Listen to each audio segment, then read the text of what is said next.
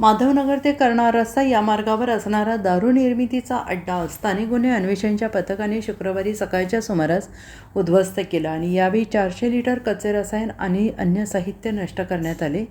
पोलिसांच्या कारवाईची चाहूल लागताच दोघा संशयितांनी घटनास्थळावरून पलायन केले।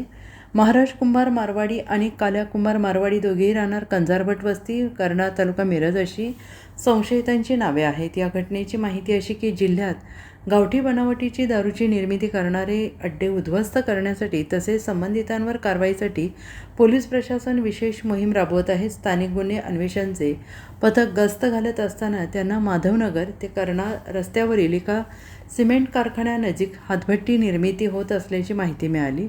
पोलिसांचे पथक घटनास्थळी जात असताना त्यांची चाहूल लागल्याने दोघे संशयितांनी तेथून पोबारा केला। पोलिसांनी टाकलेल्या छाप्यात तेथे जमिनीमध्ये लोखंडी बॅरल पुरल्याचं दिसून आलं, तसेच काही अंतरावर लाकडे पेटवण्याची जागा असल्याचं पोलिसांच्या निदर्शनाला आलं। पोलिसांनी 400 लिटर गावठी हातभट्टीचे कच्चे रसायन आणि साहित्य असा 17,700 रुपयांचा मुद्देमाल हस्तगत केला। पोलिसांनी महाराज मारवाडी आणि काल्या मारवाडी या दोघांविरोधात महाराष्ट्र दारूबंदी अधिनियमान्वये सांगली ग्रामीण पोलीस ठाण्यात गुन्हा दाखल करण्यात आलेला आहे। सदरची कारवाई पोलीस निरीक्षक संजीव झाडे, पोलीस अंमलदार सागर लवटे, अतुल माने, दर्यापा बंडगर आदींच्या पथकाने केली आहे।